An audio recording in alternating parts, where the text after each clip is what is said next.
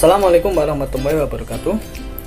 Kepada Ustadz dan teman-teman yang berbahagia, pertama-tama marilah kita panjatkan puja dan puji syukur kepada Allah Subhanahu wa Ta'ala karena telah memberikan rahmat, kesehatan, dan keselamatan sehingga kita dapat berkumpul pada pembelajaran hari ini. Adapun topik yang akan kami bahas ialah staffing dan sumber daya manusia. Perkenalkan, saya Ulwan Zudi Alisan yang akan bertugas sebagai moderator pada hari ini. Adapun anggota kelompok saya terdiri dari saya pribadi dan saudari Nisa Aulia. Sedangkan rangkaian acara yang akan kita lewati ialah yang pertama sesi pembukaan, yang kedua sesi penyajian materi, dan yang ketiga yaitu yang terakhir adalah sesi penutup. Baik, teman-teman, langsung saja kita mulai ke sesi yang pertama, ialah pembukaan, dan marilah kita mengucapkan basmalah bersama-sama. Selanjutnya ialah sesi penyajian materi. Saya persilakan untuk saudari Nisa membacakan materi yang pertama, dan saya perilaku moderator, begitu juga pemateri yang kedua yang akan melanjutkan sesi penyajian materi. Bismillahirrahmanirrahim. Di sini saya akan menjelaskan tentang staffing. Definisi staffing. Menurut Muhtaram, staffing dapat diartikan sebagai proses perekrutan, penempatan, dan pelatihan untuk mengembangkan tenaga kerja atau sumber daya manusia bagi kemajuan organisasi. Menurut John, dalam Kamus Inggris Indonesia, staffing dapat diartikan sebagai suatu proses untuk mengisi pekerjaan dengan orang yang tepat.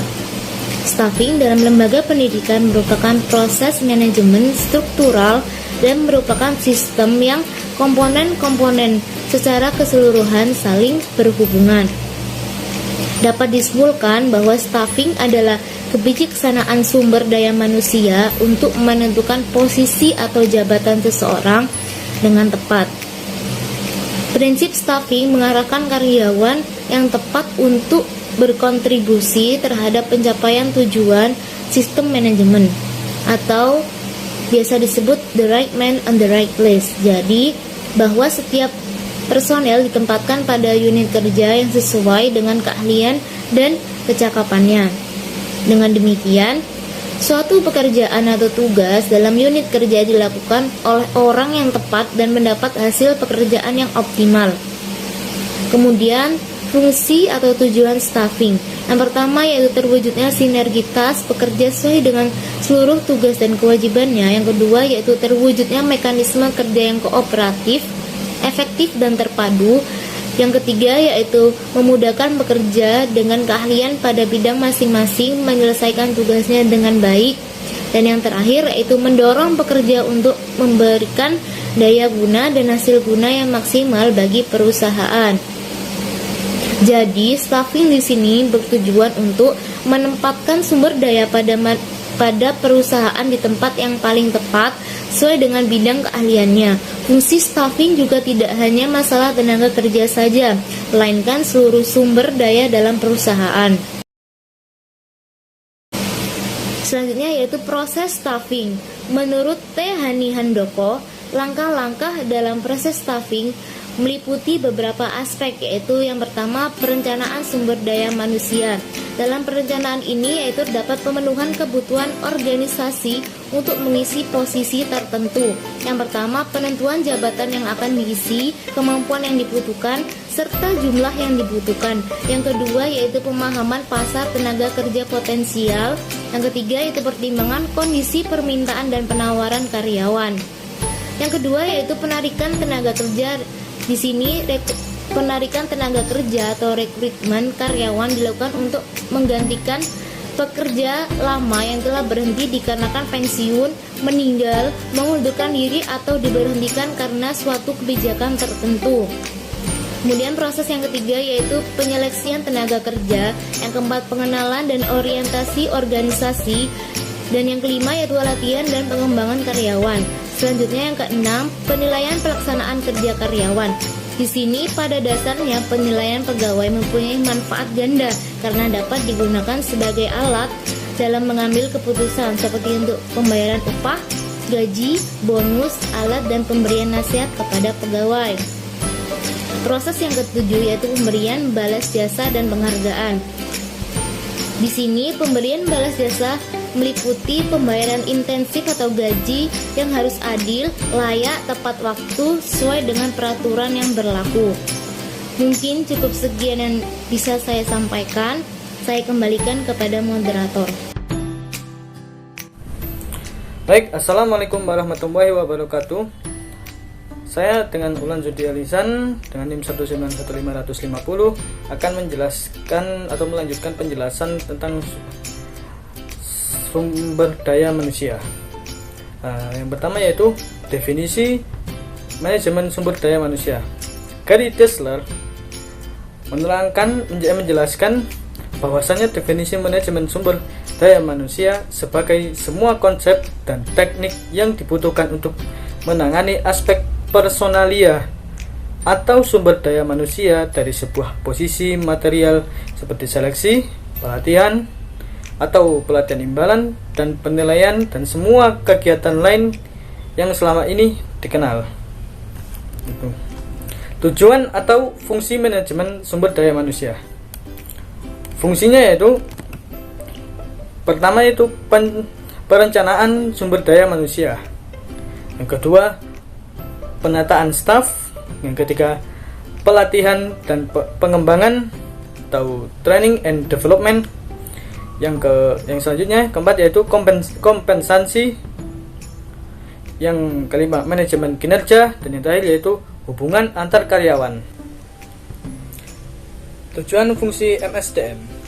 Yang pertama yaitu membantu perusahaan dalam mencapai tujuan. Yang kedua, memanfaatkan kemampuan dan keterampilan dari karyawan secara efisien. Yang ketiga, menyediakan karyawan yang terlatih dan termotivasi dengan baik untuk perusahaan. Yang keempat, meningkatkan kepuasan kerja karyawan dan komitmen perusahaan. Yang kelima, mengembangkan dan memelihara kualitas dari semangat kerja karyawan seperti yang diinginkan perusahaan.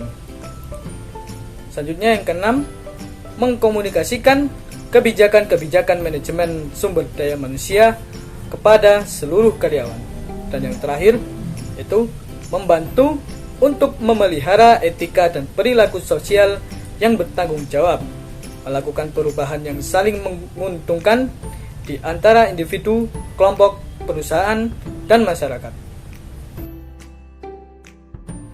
Selanjutnya yaitu isu kontemporer dalam manajemen sumber daya manusia. Secara umum, menurut John and Olenburg, yaitu isu-isu, terdapat dua isu, yaitu isu-isu internal dan isu-isu eksternal. Yang mana yaitu isu internal, yaitu isu-isu yang bersumber dari internal itu sendiri. Internal organisasi biasanya yang hanya diketahui oleh pihak manajemen dan anggota organisasi. Sedangkan isu eksternal yaitu mencangkup peristiwa-peristiwa atau fakta-fakta yang berkembang di luar organisasi yang berpengaruh langsung maupun tidak langsung pada aktivitas organisasi.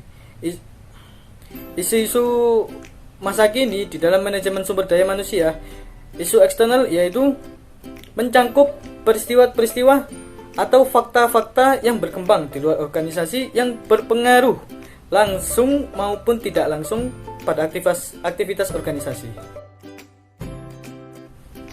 Selanjutnya yaitu tipe-tipe kepribadian sumber daya manusia.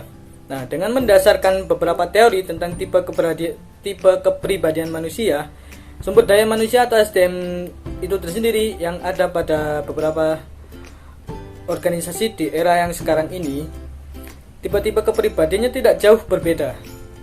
Sehingga dapat disimpulkan bahwa tipe kepribadian SDM atau sumber daya manusia ini dapat diklarifikasikan menjadi 4 tipe SDM, yaitu yang pertama tipe konstruktif, yang kedua tipe rutin, yang ketiga tipe impulsif, yang keempat tipe subversif.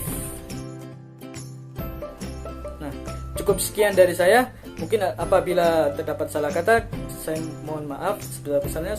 Wassalamualaikum warahmatullahi wabarakatuh.